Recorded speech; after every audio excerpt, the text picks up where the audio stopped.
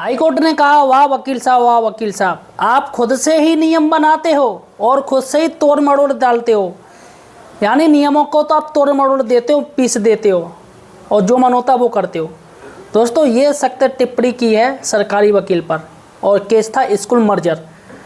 दोस्तों, आज मैं आपको बताऊंगा कि कल 22 तारीख को हाई कोर्ट में स्कूल मर्जर की सुनवाई हुई, जिस पर दोस्तों सरकारी वकील के छक्के छूट गए।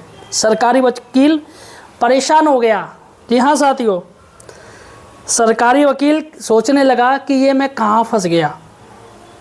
22 सितंबर को स्कूल मर्जर के खिलाफ हाई कोर्ट में सुनवाई हुई और दोस्तों हाई कोर्ट को सरकार ने आधी अधूरी जानकारी दी।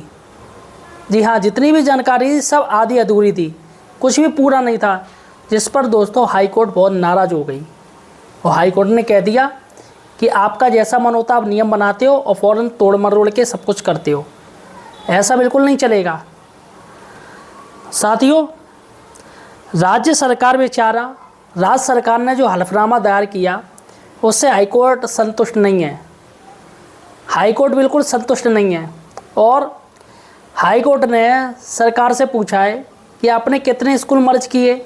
सरकार के पास कोई सही से डाटा ही नहीं है, क्योंकि दोस्तों देखने में आया है कि कई कई ज़िलों में अभी स्कूल मर्ज किए ही नहीं हैं या जो किए गए वो हटाए गए हैं।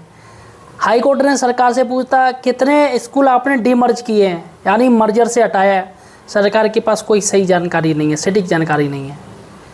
कितने शिक्षक दूसरे स्कूल में पढ़ा रहे, जो मर्ज किए हुए शिक्षक वो कहाँ हैं, वो कौन से स्कूल में पढ़ा रहे, क्या उसी मर्ज स्कूल में पढ़ा रहे। सरकार का वकील जवाब नहीं दे पाया। क्यों? क्योंकि दोस्तों उनका तो समायोजन हो चुका है। आप ये मान चलिएगा 90% शिक्षकों का समायोजन कर दिया गया। जो मर्जर वाले थे, जो टीचर थे, उनका समायोजन हो गया। कुछ ज़िलों में समायोजन नहीं किया है, उनको रिलीव नहीं किया, लेकिन 90% शिक्षकों को हटा दिया गया है, जिस पर दोस्तों सरकारी वकील सही से जवाब नहीं दे पाया। और प्राइवेट वकील, जो याचियों के वकील थे, उन्होंने कहा कि सर जो टीचर्स मर्जर किए गए थे दूसरे विद्यालय में पढ़ाने के लिए, उनका समायोजन कर दिया है। इस पर दोस्तों और हाई कोर्ट नाराज़ हो गया कि ये चल के आ रहा है। तो दोस्तों सारी सूचनाएं मांगी हैं सरकार से। कितने मर्जर स्कूल को आपने ऑनलाइन लिस्टेड किया है? अभी तक सरकार ने जो स्कूल मर्ज किए हैं वो ऑनलाइन अभी तक लिस्ट नहीं किया। जी हाँ, आखिर ऑनलाइन कब मर्ज होंगे वो भी उन्होंने नहीं बताया।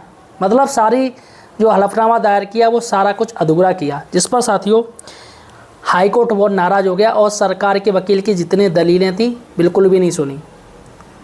इसके साथ ही दोस्तों हिमांशु राणा वो काफ़ी दोस्तों एक्टिव हैं इस मामले में। मर्जर केस में सबसे ज़्यादा हिमांशु राणा एक्टिव है। यहाँ पर हम दोस्तों हिमांशु राणा की छोटी सी ये बाइट देख लीजिए, हिमांशु राणा क्या कह रहे हैं इस मर्जर मैटर में। इसके साथ ही दोस्तों सही और सटीक जानकारी के लिए आप हमारे चैनल एम्प्लॉयड हेल्पर को सब्सक्राइब जरूर कीजिएगा। और सरकारी वकील था वो हाई कोर्ट से 2 महीने की मोहलत मांग रहा था, देखिएगा 2 महीने की, लेकिन हाई कोर्ट ने उसको डटकार दिया, फटकार दिया। उन्होंने कहा हम ज़्यादा टाइम नहीं देंगे, ज़्यादा 20-25 दिन का टाइम दिया है। जो अगली डेट लगाई है वो दोस्तों 16/10/2025 लगाई है। अब जो सुनवाई होगी उसमें स्ट्रिक्टली कह दिया है कि सारे सही साक्ष्य, हलफनामा, सारी जानकारी सही होनी चाहिए। बिल्कुल भी इस बार हम मौका नहीं देंगे और ये मर्जर कैंसिल कर देंगे अगर हमें कुछ भी डाउट हुआ। हाई कोर्ट ने बिल्कुल तल्ख टिप्पणी की है और 16/10/2025 को नई डेट दी थी है अक्टूबर में, 16 अक्टूबर को। इसके साथ ही दोस्तों सबसे पहले आप हिमांशु राणा का ये वीडियो सुन लीजिए कि हिमांशु राणा क्या कह रहे हैं सरकार की इस मर्जर पॉलिसी के बारे में। देखिए, इस मैटर में लगातार 3 दिन से सुनवाई चल रही थी। वही जो एक्चुअल में क्या है कि जो इन्होंने साक्ष्य रखे उसमें ये दिखाया गया कि जिन स्कूलों में 50 से अधिक बच्चे हैं, जैसे एक स्कूल था उसमें 86 बच्चे थे और ऐसे स्कूल में विलय किया गया जहाँ पर 86 बच्चे थे। तो स्टेट कह रही थी कि हम 50 से कम वाले करेंगे, लेकिन हुआ क्या कि जब काफ़ी साक्ष्य इन्होंने सीतापुर BSC ने रखे तो उसमें जो मैक्सिमम मतलब ज़्यादा से ज़्यादा बच्चे थे, जैसे 100 की संख्या के पार वाले भी थे, वो भी स्कूल मर्ज हुए। तो इस पर कोर्ट ने काफ़ी नाराज़गी दिखाई। दूसरा क्या कि ये जो है मतलब जैसे शिक्षकों को जो है शिक्षकों पे डाल रहे थे कि उपस्थिति नहीं हो रही है, जबकि हकीकत यह है कि जब स्कूल दूर हुआ तो काफ़ी बच्चे स्कूल छोड़ चुके हैं। तो इन्होंने क्या करा कि ये दिखाने की कोशिश करी कि पहले हमने वो दिखाया कोर्ट में कि देखिए शिक्षकों पे दबाव बना रहे हैं इसको इस तरीके से कि भाई आप यहाँ पर उपस्थिति को कराइए।